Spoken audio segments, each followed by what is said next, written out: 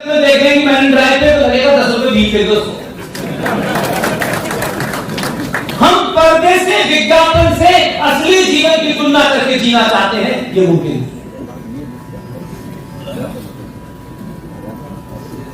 हम कभी भी घर के अंदर किसी विषय पे कोई बात आलाप नहीं करते। आपके घर के अंदर बच्चे हैं, उनके मन में कई सवाल हैं, बेटियों के कई सवाल हैं, लेकिन फुर्सत नहीं है हमें। पिताजी को पैसा कमाना है, माता जी को कथा सुननी है, और जो कथा सुना रहा है उसके बारे में हम कुछ बोलना नहीं चाहते। ये समझते हैं कि कथाकार नाराज हो गए तो हमारा भविष्य खराब हो जाए। एक कथाकार, हम वैसे अपने लिए बड़े सेंसिटिव लोग हैं, हमें कोई मां की गाली दे दे हमको चोट लगती है, पिता को गाली दे दे, कुल को गाली दे दे, जाति को गाली दे दे, सब कुछ करते हैं। लेकिन जिसको अपना आराध्य मानते हैं, जिसको पूजते हैं, उस मर्यादा पुरुषोत्तम राम के बारे में कोई कुछ नहीं कहते हमको फर्क। इसलिए भगवान राम की कथा सुनने जो भी जाते हैं, मैं नहीं जानता कि वो कथाकार क्या नई बात कहने लगता है जो आप सुनने चाहते हैं। वो कथा, वो रामायण आपको अपने घर पे पढ़ करके बच्चों के सामने सुनानी चाहिए। तो 1 घंटे में से 4 शब्द भी अगर उसके यहां अटक गए तो फिर चौराहे चौराहे निकिता नहीं मारी जाएगी। कथाकार 4 करोड़ रुपए लेता है और कथा सुनाते सुनाते मौला मौला भी आ जाता है और अली अली भी आ जाता है।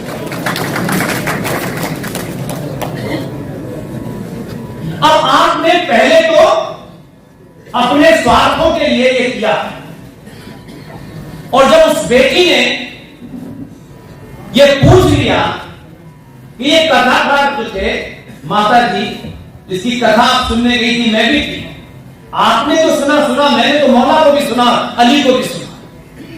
तो जब वो घर से बाहर निकली तो अली मिल गया, फिर अली ले गया, फिर अली ने उसके 38 टुकड़े किए और 36 टुकड़े किए और 20 टुकड़े किए। अब आप कहते हैं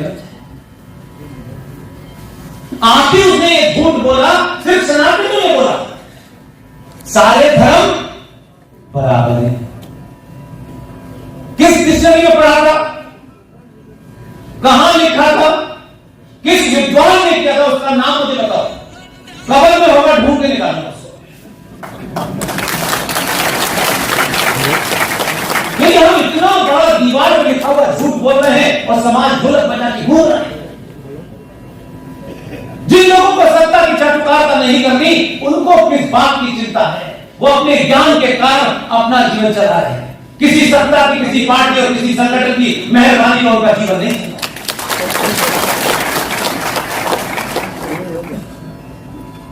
हमारे साहित्य में, हमारे इतिहास में धर्म का पूजा पाठ नहीं होता,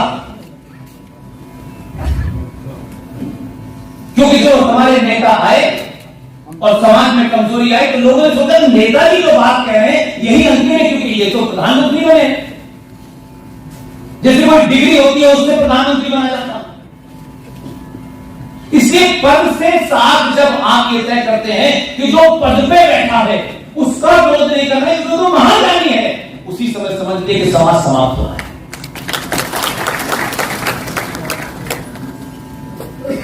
धर्म का अर्थ हमारे साहित्य में, हमारे सरोकारों में ड्यूटी को कहते हैं, दायित्व को कहते हैं।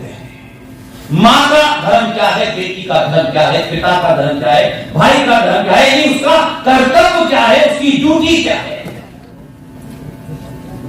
इसे रिलीजियन शब्द का अर्थ आपने उर्दू में मजहब निकाला और आपको कुछ नहीं मिला, क्योंकि ढोल बजाना था, क्योंकि 21 लाख लोगों की लाशों का ये देश बना और कुछ दलालों को सत्ता का सुख भोगना था। तो उन्होंने कहा कि अब एक नया नैरेटिव चलाओ, ऐसा नैरेटिव चलाओ तो इसको अफीम पिला, मिलजुल के रहना है। यहां बताया गया कि 3 नदियां, 3 इलाके शायद आपने बताया। अभी कोई कह रहा था यहां 3 नदियों का मिलन है। मुझे अच्छा है, 3 है, 2 होती तो यहां भी गंगा जमुना तहजीब आ जाती। अच्छा, आप मतलब छोटी छोटी बातों में इतना झूठ है, और ये झूठ कभी कभी मुझे ऐसा लगता है कि आपके शत्रु ने इस तरीके से गढ़ा है कि आप इसको आत्मसात कर चुके हैं, और उसने कभी इस पर बिलीव नहीं किया, उसकी क्रॉस की। लिहाजा आपके सामने संकट यह है कि जब आप धर्म को मजहब के समकक्ष खड़ा कर देते हैं, तो मैं उसकी जड़ में पैदा हुआ हूं, उसको पढ़ा, उसको समझा, 5 बार पीछे को पढ़ा भी हूं। इससे मैं ये दावा तो नहीं कर सकता, लेकिन कितना दावा जरूर कर सकता हूं कि सनातन की तुलना किसी से नहीं हो सकती। और ये एक शाश्वत सच है, ये कोई मेरी फिलॉसफी नहीं है, मेरा विचार नहीं है। 1400 साल पहले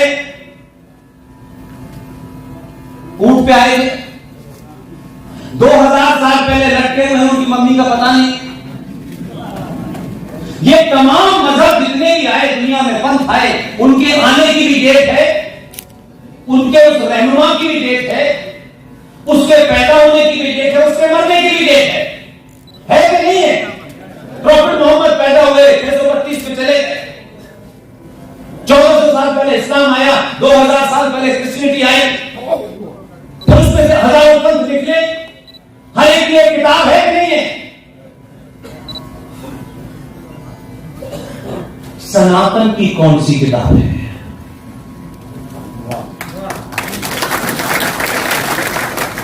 अनादिकाल से, जब से ये ब्रह्मांड, कायनात, यूनिवर्स उत्पत्ति में आया है, तब से सनातन है, और जब तक ये ब्रह्मांड रहेगा तब तक सनातन है। अब उसका एक लॉजिकल रीजन ये है, इस धरती पर, इस कायनात में जिसने भी जन्म लिया है, उसके जाने का दिन तय है, उसका मरना तय है। उम्र का मैं नहीं जानता, इससे जो मजहब पैदा हुए हैं वो मरेंगे। सनातन पैदा ही नहीं हुआ तो उसके मरने का प्रश्न ही नहीं उठता।